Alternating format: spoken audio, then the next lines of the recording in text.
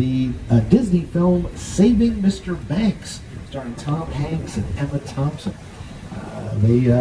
Even one of our NBC long-range sitcoms, Superstore with America Ferrera, they filmed a wedding scene here in Six Points, Texas. Now, as you make the turn, if you look across the water on your left-hand side, you'll see 4 of our newer sound stages, 30 through 33.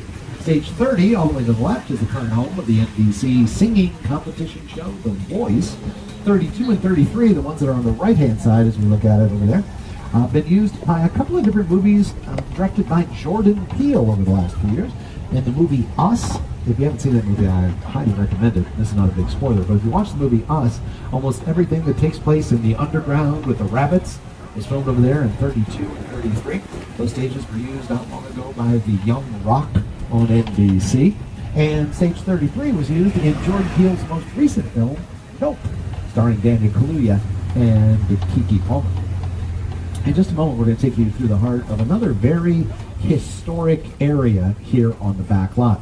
We call this area Little Europe, and it was originally built on this location in 1929 for the making of our first Academy Award-winning film for Best Picture. That was All Quiet on the Western Front, still a classic to this day. Over the years, it's been pretty much any major European location you can think of, but it's been some non-European locations as well.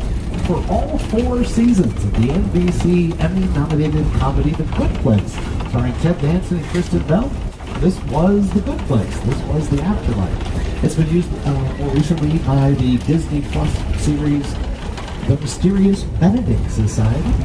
It was on screen in a Netflix movie that came out not too long ago, The School for Good and Evil, starring Charlize Theron and Lawrence Fishburne.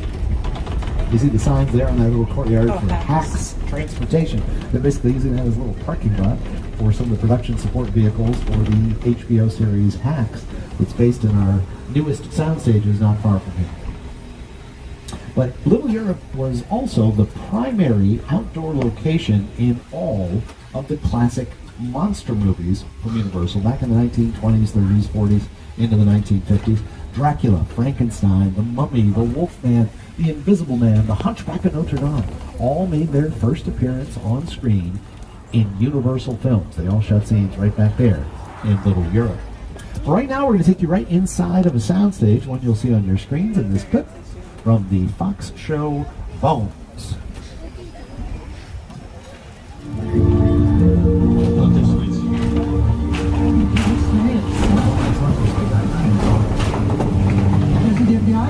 Yeah, we'll hear about the remains. That's him, right over there. Right. Scene filmed here on your right-hand side, or in the subway platform. Subway said, "Whoa."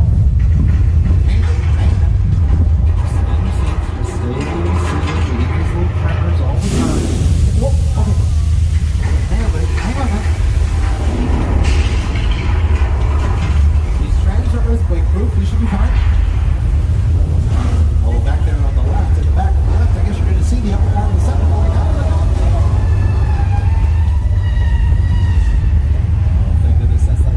But it is real fire. Look out back there. Oh. Ain't no everybody.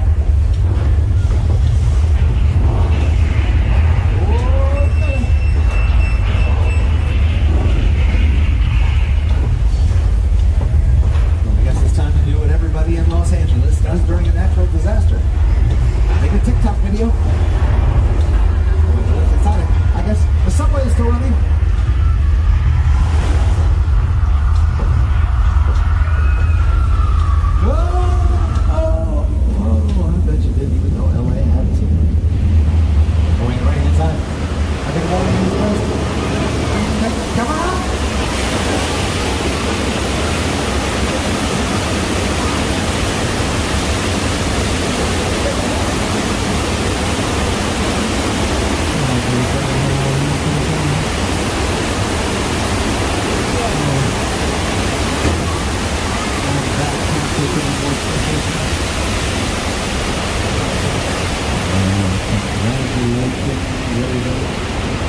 Just arrived. Earthquake from Big One, after the Universal disaster movie Earthquake from the 1970s.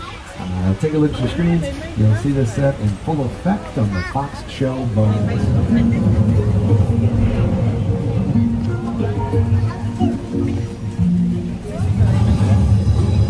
Now what you see in this clip from Bones is really a combination of the mechanical effects from inside of Earthquake with the added enhancement of digital effects. A lot of filmmakers have discovered if they use those two things in combination, each one makes the other one look more realistic. Looks pretty good there when it all comes together on screen. Now, in the early days of the studio, this goes all the way back to the silent film era, they used to keep almost an entire zoo of animals right here on the lot. Lions, monkeys, bears, 10 elephants lived on this property at one time. True story. Well, the zoo's long gone, but there's still one member of the Wild Kingdom makes his home right here on the back lot. You see him right over there. It's Bruce, the killer shark from Jaws. I know what you're saying. To say you saw Jaws and the shark dies at the end. We would never harm an animal in the making of a motion picture. That's George over there. George is Bruce's handler, his trainer, basically. They work together on all the Jaws movies. Oh, is it? Oh, that's not. Oh, there's something wrong. No, Arlene. No, you better call somebody. Oh, I'm telling you, I don't know what happened there, folks. I'm sorry I had to see that. Don't worry about George. I'm sure he's fine. But in related news, if you are an experienced shark handler, send your resume to Universal Studios Hollywood. Oh my goodness.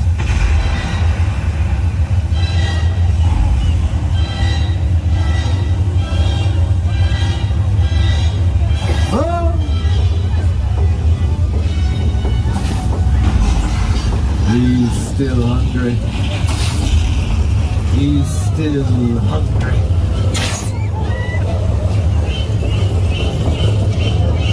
They say he craves the taste of human flesh. Well, Bruce, the mechanical shark from Jaws, was nicknamed Bruce by director Steven Spielberg in honor, I guess, of his lawyer. Steven Spielberg's lawyer at the time was also named Bruce Raymer, still a practicing attorney in LA. He was working fine right there, but that was certainly not the case when they were making that movie.